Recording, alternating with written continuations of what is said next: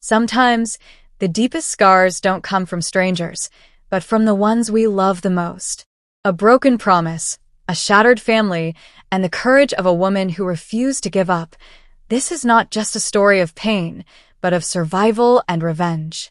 Margaret Maggie Williams was the kind of woman who still believed in old-fashioned love. She had grown up in a small town in Ohio, raised by parents who taught her that marriage was sacred and that family always came first. When she met David Miller, he seemed like everything she had dreamed of: handsome, charming, with the kind of confidence that could light up a room. He knew exactly what to say to make her laugh, exactly when to hold her hand, and exactly how to make her feel like she was the only woman in the world. Their wedding had been modest but beautiful, the kind where friends gathered in backyards and neighbors brought pies. Maggie wore a lace gown passed down from her mother, and David had kissed her forehead as if promising the world. She truly believed her life had begun. But reality doesn't always honor promises. The change started slowly, almost invisible. At first, it was little criticisms. "Why don't you dress nicer? You should lose some weight after the baby." Maggie brushed it off, thinking maybe he was just stressed. Then came the silences, the long, cold hours when David would ignore her for days. By the time their son Ethan was born, David's words had sharpened into daggers. Instead of celebrating fatherhood, David distanced himself. Nights grew tense. Arguments became daily storms. And then came the financial control. He cut off her access to money, blaming her for not contributing enough. Maggie, still recovering from childbirth, tried to find part-time work, but the exhaustion of raising a newborn and enduring David's cruelty nearly broke her spirit. The final blow came one stormy evening. Ethan was barely 2 years old when David walked out. No explanation. No goodbye. Just a slammed door, a suitcase, and silence. Maggie stood frozen by the window, Ethan asleep in her arms. Rain battered the glass as her world collapsed. She had no savings, no support, and no partner. The man who had vowed to protect her had instead abandoned her at her most vulnerable. The days that followed were brutal. Bills piled up. The refrigerator grew emptier by the week. Maggie swallowed her pride and took on 2 jobs, waitressing at a diner during the day, cleaning offices at night. Sometimes, she carried Ethan with her when she couldn't find a sitter. The older waitresses at the diner would sneak Ethan pancakes, whispering encouragements to Maggie, telling her she was stronger than she knew. But nights were the hardest. Alone in their tiny apartment, Maggie would tuck Ethan into bed, then collapse into tears. She was only in her early 30s, but her reflection in the bathroom mirror showed someone much older, eyes tired, skin pale, smile gone. Still, every morning, she woke up, put on a brave face, and went to work. For Ethan. For survival. Years passed this way. Maggie learned to stretch every dollar, to cook simple meals that could last for days, to find small joys in bedtime stories and Ethan's laughter. She never spoke ill of David to Ethan, though the bitterness in her heart burned. She wanted her son to grow without the weight of hatred. Yet, deep inside, she made herself a silent promise. One day, he will know what he did to us. One day, I won't be the broken one. And so, Maggie endured. But endurance is only the first chapter of revenge. The years rolled on, slow but steady. Maggie no longer counted the days since David had left. She counted the milestones of her son instead. Ethan's first day of school. His first soccer game.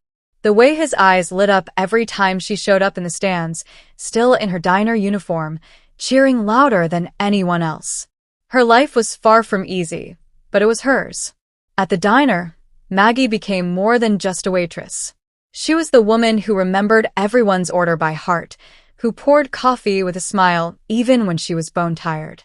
Regulars left extra tips because they knew her story, though she never asked for sympathy. At night, she cleaned offices downtown, headphones in her ears, listening to self-help audiobooks about resilience, success, and survival. Slowly, she saved enough to move out of their cramped apartment and into a modest 2-bedroom rental. Ethan got his own room, with posters of his favorite baseball players on the wall. For Maggie, that felt like victory. But with growth came sacrifice. She had no time for herself, no dates, no parties, no lazy weekends. The world saw a hardworking single mother, but only she knew the nights she collapsed into bed with tears soaking her pillow. Still, she kept moving forward. By the time Ethan turned 12, Maggie had managed to get a promotion at the diner, stepping into a management role. It wasn't glamorous, but it meant a steadier paycheck and slightly more breathing room. For the first time in years, she could take Ethan out for dinner without worrying if it would mean skipping the electricity bill. Her boy was growing fast, kind-hearted, and protective. Whenever he noticed her tired eyes, he'd hug her and whisper, "Don't worry, Mom. One day, I'll take care of you." Those words fueled her like no amount of coffee ever could. And then, just when Maggie had begun to believe the past was firmly behind her, it happened. One Sunday afternoon, the diner was unusually busy. Maggie was at the counter, balancing receipts and orders, when the bell above the door jingled. She looked up, and her blood turned cold. David. He looked different yet the same. Time had added a few wrinkles to his forehead, but his suit was sharp, his watch expensive, his hair slicked back like he had just stepped out of a boardroom. His smile was the same, the kind that had once charmed her into believing he was her forever.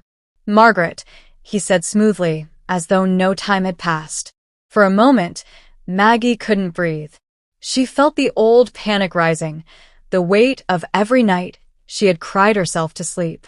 But she forced her hands to stay steady on the counter. Customers were watching. Ethan was at home. She couldn't fall apart now. "What are you doing here?" she asked, her voice clipped. David chuckled, leaning against the counter as if they were old friends catching up. "I heard you were still in town. Thought I'd stop by. It's been a long time, hasn't it?" "Long time?" He spoke as if he had just missed a few holidays, not abandoned his wife and infant son for over a decade. Maggie straightened her shoulders. "You need to leave." But David didn't leave.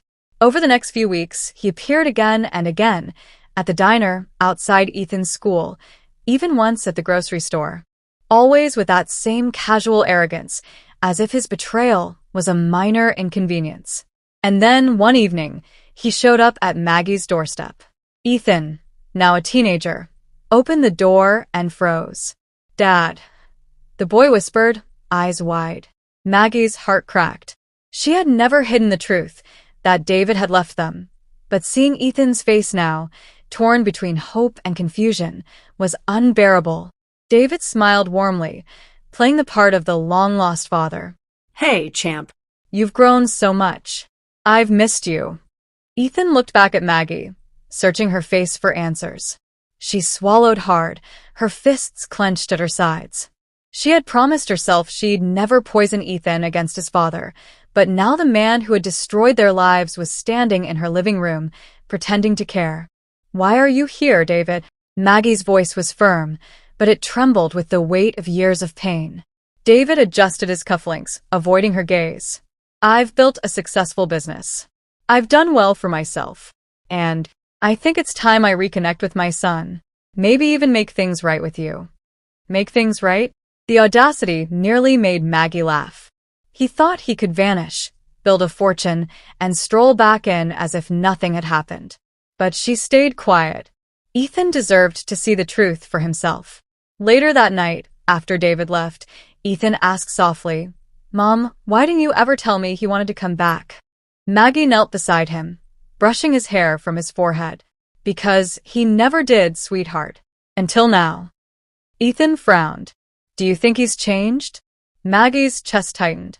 She didn't want to crush Ethan's fragile hope, but she also knew David too well. Sometimes people show you who they are, Ethan. And when they do, you have to believe them.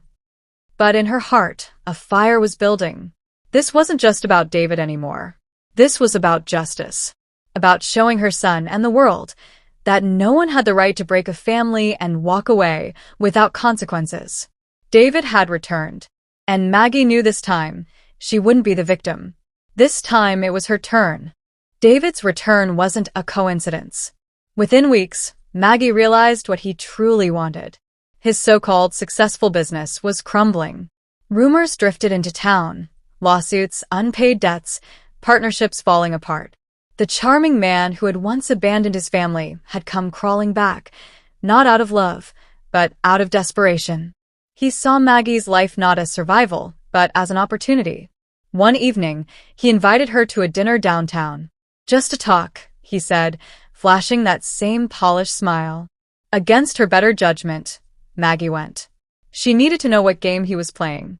The restaurant was upscale, the kind of place she had only seen in magazines.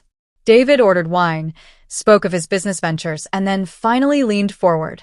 "I need a favor," he said smoothly. "Investors are pulling out. But if I show them I have stability, a family, a wife, a son, I can save everything." Maggie stared at him, speechless. "You think after everything you did, I'd stand beside you to make you look good?" David shrugged, as if her outrage was nothing more than a child's tantrum. "It would benefit you too. I can give Ethan opportunities you never could. Private schools, college funds, a future." For a moment, Maggie's heart wavered. She thought of Ethan, of all the nights she had skipped meals so he could eat, of all the secondhand clothes she'd folded neatly to look new. But then she remembered the nights David had left her sobbing in silence, the day he had walked out without a glance back. She leaned across the table, her voice steady but cold. "You don't get to buy forgiveness. Not with me. Not with Ethan."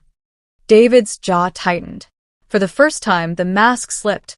His eyes hardened. "You'll regret this, Maggie. I made you once, and I can ruin you again." But Maggie wasn't the same fragile woman he had left behind. In the weeks that followed, David tried harder to insert himself into Ethan's life. He showed up at his games, brought expensive gifts, spun stories of how much he had missed him. Ethan, caught between curiosity and loyalty to his mother, grew confused. That's when Maggie made her decision. If David wanted to play games with appearances, she would show the truth, loudly, publicly, undeniably. She began quietly gathering evidence. Old bank statements, records of unpaid bills, legal documents that proved David had abandoned them. She spoke to mutual acquaintances who remembered his departure, collecting testimonies. At the diner, she confided in a lawyer who was a regular customer, and soon, she had everything she needed. The opportunity came in the form of a business gala David was hosting. It was meant to convince investors he was still reliable, still the charismatic leader they believed in. Invitations went out to the town's most influential figures, including Maggie. She almost declined. But then she looked at Ethan, her son, her reason, her strength. He deserved to see justice, to understand that standing up against cruelty was not just possible, but necessary. And so, on a crisp autumn evening, Maggie walked into the grand ballroom in a simple but elegant black dress. Heads turned. Whispers floated. People who had once pitied the abandoned wife now watched her with awe. David spotted her immediately, his eyes lighting up with triumph.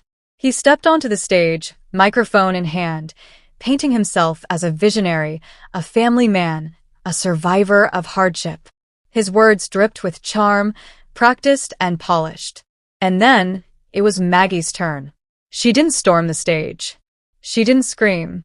Instead, when David introduced her as my wife, the woman who stood by me all these years, she walked forward, took the microphone gently from his hand, and smiled at the crowd. "Good evening," she began, her voice calm, steady. "My name is Margaret Williams, and I want to tell you the truth." The room fell silent. David stiffened beside her, but Maggie's gaze never wavered. She spoke of the night he left, of the bills she paid alone, of the jobs she worked just to feed their son. She showed documents, photographs, letters. Her words painted the picture of a man who had abandoned responsibility, who had built his success on lies, who had only returned when he needed saving. Gasps filled the room. Investors exchanged looks. Some walked out immediately. Others pulled out phones, already dialing their lawyers. David tried to interrupt, but his voice cracked with desperation. The polished mask had shattered. He was no longer the confident businessman, but a man exposed, selfish, cowardly, desperate. When Maggie finished, she set the microphone down. I don't need revenge, she said softly, though every word cut like steel. Because the truth is enough. The crowd erupted in whispers. David stood frozen, his empire crumbling before him. Maggie walked off the stage, shoulders squared, dignity intact. Ethan was waiting at the back of the room, his eyes wide with pride. He hugged her tightly. You didn't yell. You didn't fight. You just told the truth, he whispered. Maggie smiled, tears brimming in her eyes. That's the strongest weapon we have, Ethan. The truth. In the weeks that followed, David's business collapsed. Lawsuits piled up. Investors vanished. His name became synonymous with betrayal, not success. He left town quietly, just as he had years before. But this time, he left with nothing. As for Maggie, life didn't magically become perfect. She still worked hard, still faced challenges. But now, she carried herself differently. Stronger. Freer. No longer haunted by the past. Ethan grew into a man who respected honesty, resilience, and the quiet strength of his mother. He never forgot the night she stood in that ballroom and exposed the truth, not with rage, but with dignity. And Maggie? She finally understood that revenge wasn't about destroying someone else. It was about reclaiming yourself. And she had,